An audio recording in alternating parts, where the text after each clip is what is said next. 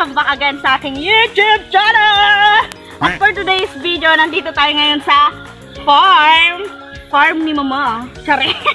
Farm ni Lolo at yan, may napulot tayo kaninang nyog. Pakita mo. Yan. Dahil, ayan, naisip ko naman na papakita ko sa inyo ang aking pangmalakasang hair. Ngarag na bes! Ayan. Ito yung ano niya, ito yung hair ko. So nakikita nyo naman, ngarag siya katulad mo. So ayan, kailangan natin siyang buhayin ulit na magkaalindog ulit, guys. At i-hot oil natin siya, yung nyog, ko rin natin. Saka natin ibigain at ibababad sa aking hair para bumalik ang kanyang beauty. So yan. Tingnan nyo lang guys kung anong kakalabasan. And let's do the vlog. Hey!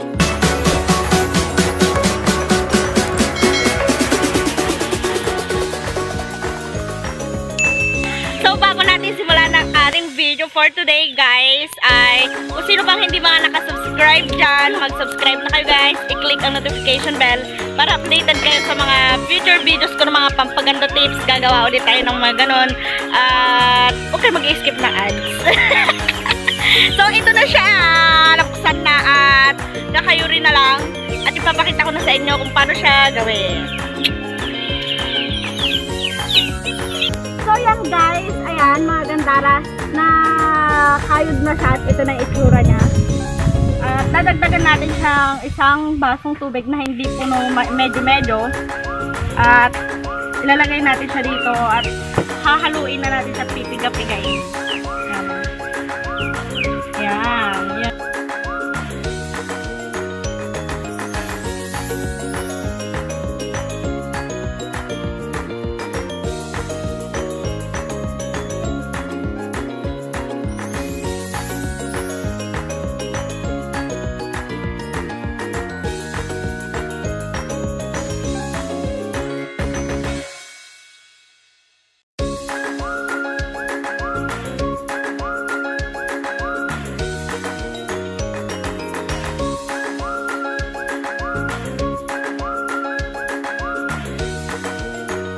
So yun mga gandara, ito na siya at ilalagay na natin siya sa ating hair. Yan, oh. At meron akong brush. Sasaw lang natin, saka natin igaganon. Pero ayusin natin ang paglalagay para malagyan lahat.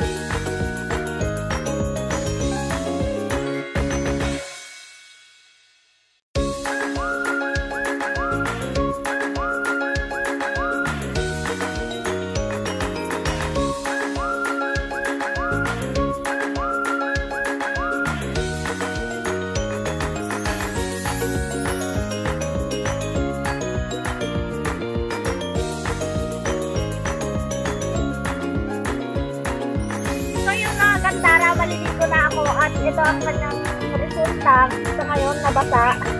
Makikita natin mamaya pagkatapos kong maligo. So, yun. Just wait.